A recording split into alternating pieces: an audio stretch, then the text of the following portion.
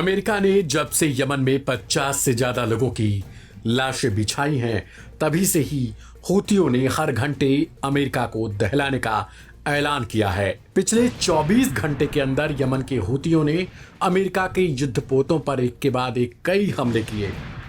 Yemen के Houthi fighters ने लाल सागर में अमेरिकी एयरक्राफ्ट कैरियर और यूएसएस हैरी एस ट्रूमैन, उसके साथ तैनात दीगर युद्धपोतों पर 18 बैलिस्टिक और क्रूज मिसाइलों के साथ ही ड्रोनों से एक साथ हमला बोल दिया। एक के बाद एक हुए इन हमलों से अमेरिकी युद्धपोत पर सवार जवान बुरी तरीके से सहम गए।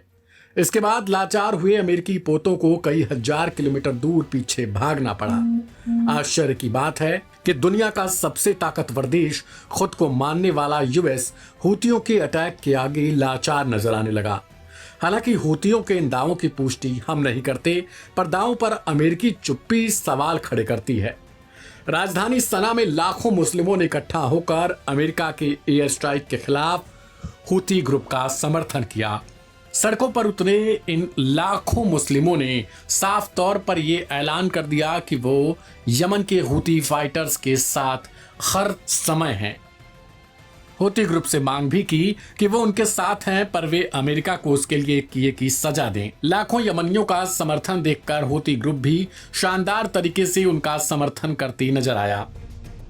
हूती चीफ ने इसके लिए एक बयान जारी किया और अमेरिका को अंतिम चेतावनी के साथ ही ये बता दिया कि इस्राएल द्वारा किए जा रहे गाजा में अत्याचार पर वो चुप नहीं बैठने वाले। वे हर तरीके से गाजा के मुस्लिमों की लड़ाई लड़ते रहेंगे। Houthi chief Abdul Malik al Houthi ने मुस्लिमों के लिए, अमेरिका के लिए और गाजा के लिए क्या कुछ कहा, सुनवाते हैं आपको उनका हिंदी में ये पूरा भाषण।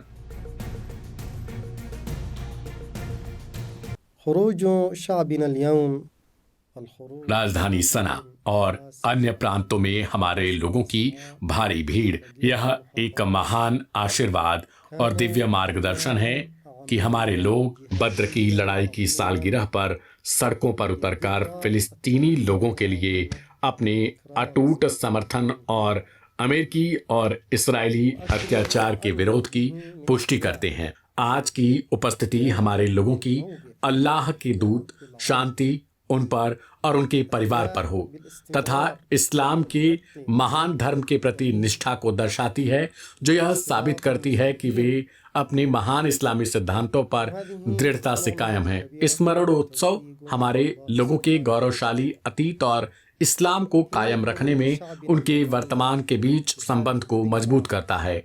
आज हमारे लोगों की उपस्थिति फिलिस्तीनी लोगों को आश्वस्त करती है कि वे अकेले नहीं हैं।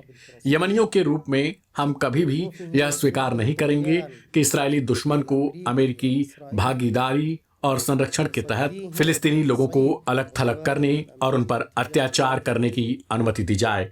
हमारे महान लोगों ने अमेरिकी आक्रामकता के सामने लचीलापन, काफिर ट्रंप को भी संदेश दिया है। हमारे लोगों की ओर से अमेरिकी और इस्राएली दुश्मनों को दिए गए महत्वपूर्ण संदेश स्पष्ट और दृढ़ है। हम फिलिस्तीनी लोगों के समर्थन में अडिग हैं। अमेरिकी विमान वाहक पोत हमारे बहादुर सशस्त्र बलों से भिड़ने के बाद 1300 किलोमीटर दूर लाल सागर के सुदूर उत्तर में भाग गया। हमारे सशस्त्र बलों ने हमारे देश पर आक्रामक हमला करने के दुश्मनों के प्रयास को विफल कर दिया। हमारे लोगों और हमारे सशस्त्र बलों द्वारा की गई व्यावहारिक कार्रवाइयों ने इस स्मरणोत्सव को हमारे समय में एक महत्वपूर्ण क्षण बना दिया है।